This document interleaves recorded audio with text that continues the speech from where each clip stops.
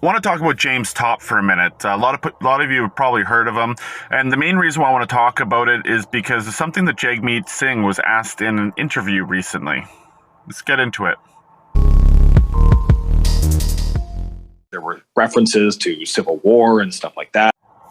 All right, so apparently there was references to a civil war. Now there wasn't actually references to a civil war. I'll let James Topp himself tell you exactly what he meant when he was just saying that he's been to war zones. He spent 2.5 years in war zones, and essentially he just saw very similar things here that happened there.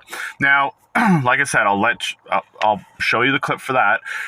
Let's talk about James Topp. So essentially, he's traveled as of June 30th. He would have been traveling for 131 days, I believe, 4,300 kilometers, walking across Canada. Now, a lot of us would never think that we could actually make a walk across Canada, but this guy's doing it.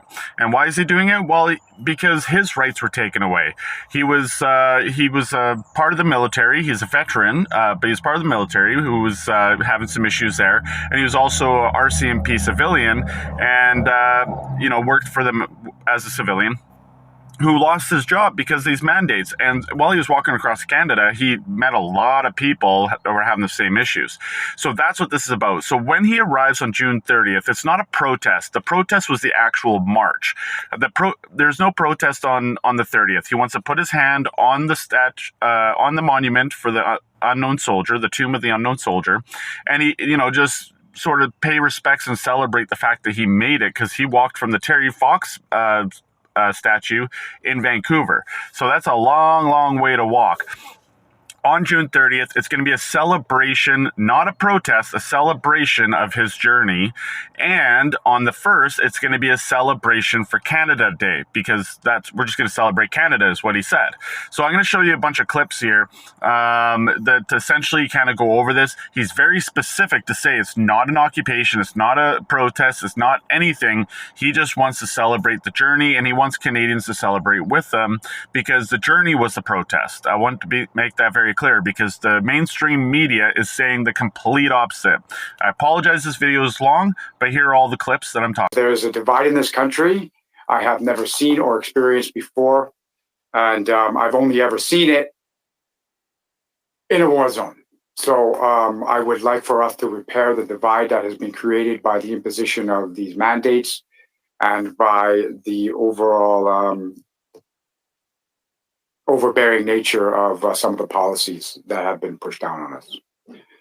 So I forgot to add this in, but essentially what the goal of this march is to create a coalition with the government and, let's say, civilians and other organizations, businesses, etc., diverse groups. There's a whole lot to it, so that this kind of stuff doesn't happen, and we can also repair Canada. And but you really need to watch the video. And the reason why I'm telling you need to watch the video is because there was a doctor who said a lot of interesting things, all evidence-based science, and, he's a very knowledgeable doctor, and he talks about a lot of things. You need to watch the full video. You can just play it in the background while you're doing other things, but it's very, very interesting. Live from the Shed has it. You'll have to skip through some of his intros and stuff like that, but yeah, it's very interesting. It's about an hour long, I think, so please go watch it, and here's the clips I was promising just a second ago. Interested in tipping the balance for one party over another. That's not our interest. What our interest is repairing Canada. We want you to be a partner. We want the government of Canada to be a partner to that end.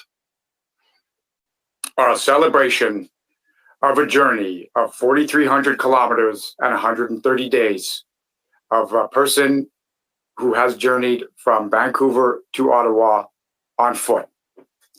It is a celebration. I have met Canadians from Vancouver to Ontario, including those who are driving from Newfoundland to Nova Scotia, who have met me along the way, who have stated that they would like to come and be a part of the celebration in this city. These are Canadian citizens who want to visit the city of Ottawa to celebrate the end of this march. This is not a protest. I am not occupying the city. I am arriving at the War Memorial, where I am going to put my hand on the tomb of the unknown soldier, and I'm going to be able to look at myself and look at the members of my team and know in my heart that there were a group of Canadians who came here under the common belief of what veterans did, what they sacrificed for the democratic principles that this society was built on.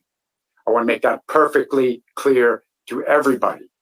What happens on July the 1st is Canada Day. And what we intend to do on Canada Day is celebrate Canada.